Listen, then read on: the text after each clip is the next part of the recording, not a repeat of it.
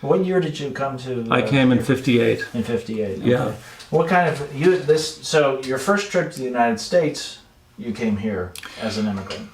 Well, no, I had come to the United States many times on the ships. I see. On the East Coast, all the way from Sept-Îles in Canada, all the way down to Venezuela. I see. And the islands in between, Dutch islands and others. So you had seen the world already. Well, I'd seen a good piece of it. Yeah. Been to the Persian Gulf, and I had a trip to Russia in October 1957 when the first Sputnik was shot up. Really? And very few people were going there then. Wow. And I had a trip to West Africa, a bunch of countries down the coast of it. It was still a colony. They were preparing them for freedom, but it was still colonies. Just at that time, yeah. Yeah, I had actually another incident. I don't know if you want to hear this stuff or not. Yeah. Yes, absolutely. Which just came to mind. I was thinking of it recently, but then I just remembered it again. While I was in the British Merchant Navy, they call it there. In America, it's U.S. Merchant Marine. And in England, it's closer. In Britain, it's more like a Navy than a merchant thing. And you were not a British citizen, so you could join regardless. Oh, yeah. So at one point, I heard somehow that the British were looking for volunteers to witness an atomic explosion on the Christmas Island. So I volunteered. I went down to the Admiralty in Whitehall and volunteered, and they accepted me. They did a thorough security check and all that, and they accepted me. And fine, I waited to be called in. So I was called, and I went in, and the Admiral was sitting there with all his braid, and he said, "Sorry, old chap, a more senior man has volunteered to go in your place. We're sending you to India instead." Surprise, surprise. And I had already signed to join the British Navy to get in on this thing. And I didn't really want to be in the fighting Navy, but I wanted to see this atomic blast. And I guess I was a little young and crazy. So I walked out and never came back. And I was AWOL.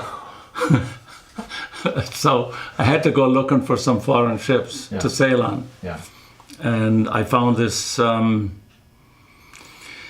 not sure if I'm mixing ships up at times and stuff, but I found this Greek ship. It was owned by the captain and the first mate. And it was a real pile of junk. It was built in 1918 for the food trade from Central and South America. So it could be very fast. It had 4 boilers as against, I think, the normal 2. But it was ancient looking, with a little thin black funnel. And it was in Cardiff, so I went on board ship and they showed me to my cabin.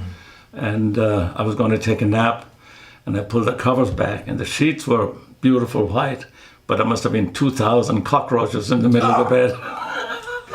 Oh my God. Yeah. So you had to spend time on this boat. Yeah, so I went to Russia on that ship. I see. St. Petersburg? No, Archangel. Archangels, they call it there. So, and it was from my point of view, I loved those kind of ships, the crappy. I didn't want a new ship. Yeah. And we actually ran out of food halfway there. Can you believe it? Well, we had some cheese and some crackers, and the crackers didn't look too good. What was your job? My job was radio officer. Okay. Yeah. I see. And my cabin, there was a built-up area in the ship. My cabin was way at the top. Yeah.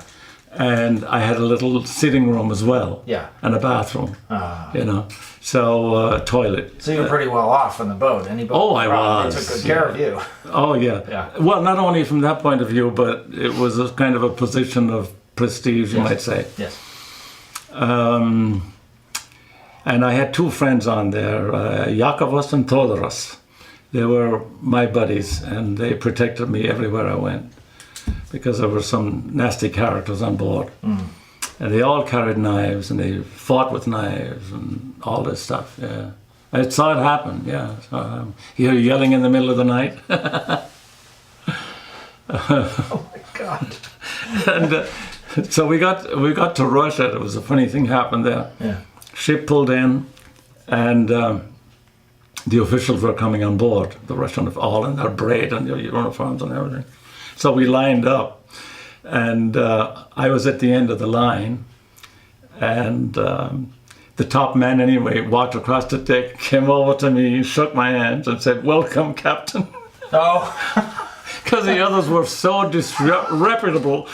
You had to have been the captain. The captain was wildly insulted.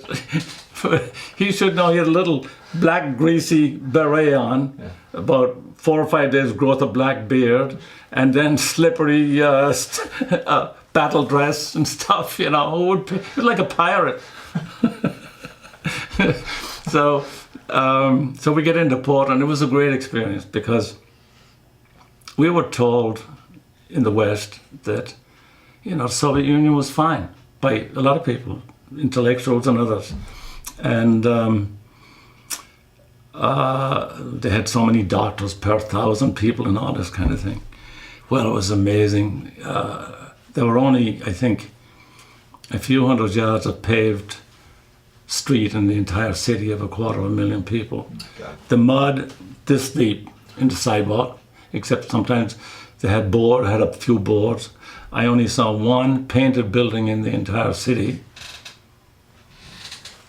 God. And everything we were told about the loudspeakers up and down the streets, plowing out music and propaganda all day long. It was amazing.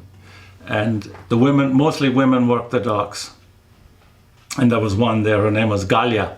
And they wore, because it was cold, and just inside the Arctic Circle, they wore many layers of clothing. And this Galia anyway got interested in me. I was going to say the hot British. I said it now anyway. My nickname was Marconi. Because of the wireless. Yeah, the crew called me Marconi. Marconi. Yeah, and so if I stepped outside my cabin, I'd hear this little female voice, "Marconi, Marconi, you me go island." And did you take her up on it?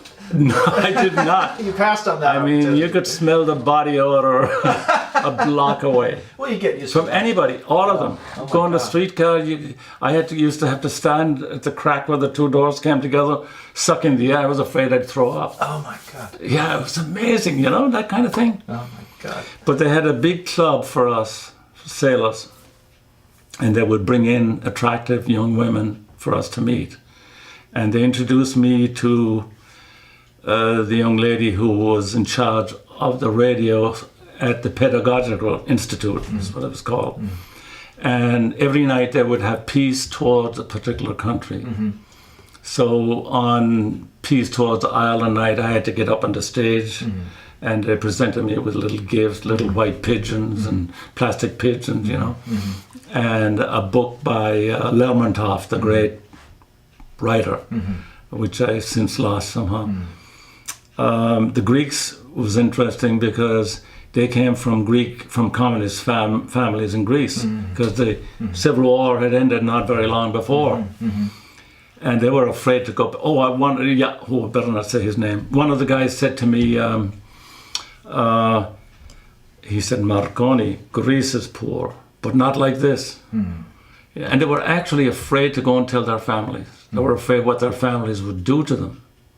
If they knew that. If they said anything, if they said anything negative about the Soviet Union. I see. Yeah. So they even had to watch what they said on the boat, because that could get back, possibly. Yeah. We had an incident, and Archangels is spread out over islands, and they used ferry boats a lot. The ferry boats were very modern, wooden seats, but very fast. And so we were on there one day, and I had a bottle of vodka, and I saw this old couple, and they had a loaf of bread. And so I asked, they were eating the bread. I said, "Could I have a piece?" So they tore up, gave it to me. So pretty soon, we were all sitting down, myself and my two buddies, and a bunch of these Russians singing songs. You know, like It's a Long Way to Tipperary. They knew that one. And they knew the tune, you know. And so then on one of the stops, Pravda sent a crew on board. Yeah. Wow. Yeah. And they, Irish friendship with peace with Ireland. Friendship with Ireland. yeah. So they took, they had their cameras and everything, took pictures. And supposedly it was, one of the Russians told me it was in the paper the next day, the pictures. But I asked everybody, and everybody couldn't seem to find a newspaper from me, all the Russians. So they, for some reason, they didn't want me to see it or have it. Oh, I see. Yeah. Interesting. So then we came back through. So before we left port, I took a weather forecast, and there was a storm coming in from Greenland. Oh, another thing there was kind of fun. Small thing, but fun.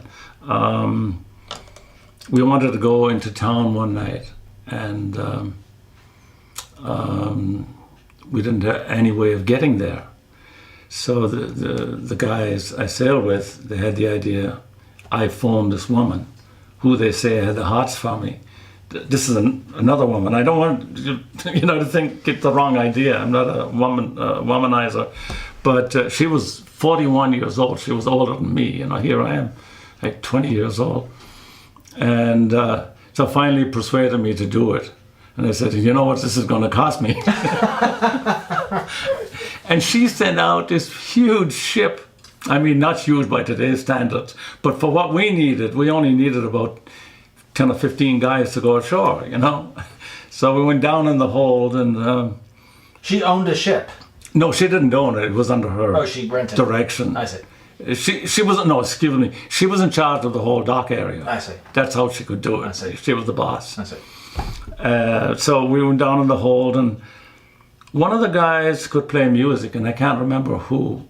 And so we were all dancing down there in the hold. You know, this big ship going in, moving to just probably a couple of miles. Drinking vodka and dancing. Probably drinking vodka, yeah. And I remember I was all guys dancing. I was dancing with the radio officer of another Greek ship. And just for fun, I said, "Hey, Stelios, you're holding me too close. I don't go for that stuff." And who knows, maybe he did. Oh, he did. Oh, okay. Definitely. That's why I said it. Yeah.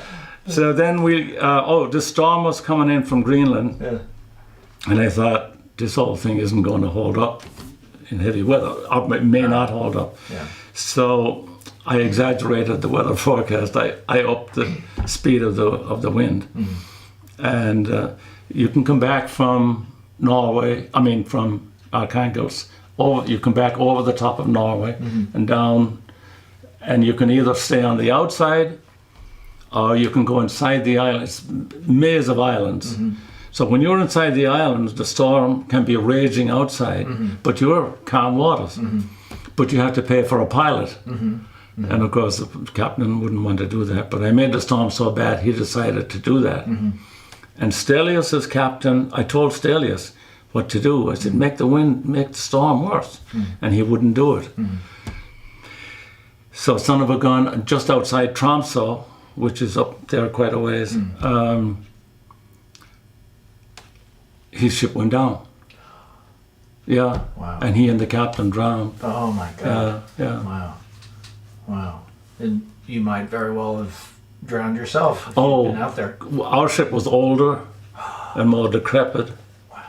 You could go down into the bilge, down around the engine room, and you see water seeping through the plates. Oh my God. You know. Yeah. So not long. And the pumps are going all the time. Yeah. So this is over a 30-year-old, 40, almost a 40-year-old boat at that point. At that, yeah, and I guess that's very old for a ship. Yeah. I didn't realize it. Yeah. But I imagine that. Yeah. So you left this life very shortly after that and went. And That's came out right. to, Yeah. What got you made you decide to move here? Well, I thought I could go on the ships here, and it's a change. I always wanted something different. Yeah. And you had family. And family here. Yeah. And I figured eventually I'd retire here. So you did figure that once you came here, you'd probably spend the rest of your life here. Oh yeah. So it wasn't one way. I did, yeah. A one-way proposition. Yeah. And what was your impression when you arrived in San Francisco? Well, of course, I'd already been on the East Coast. Yeah. You know, I had a sister in New Jersey. Yeah. And 2 aunts in New York. Yeah. And they used to take me in and feed me and everything. And, spoil me rotten while I was there. Yeah. And then it was up and down the coast everywhere. You met Irish people. Yeah. And in Savannah, there was an irrigation officer who, he and I became good friends. Yeah. I would bring him cigars from Holland. Yeah. And then as soon as the ship came in, I'd go stay at his house and drive around with him, rounding up suspects and stuff like that. He was a character. In Savannah. What a great town. In Savannah. Oh, it's a beautiful city. Yeah. Yeah. Very Irish city, huh? And we used to drive out to Tybee Beach. Uh-huh.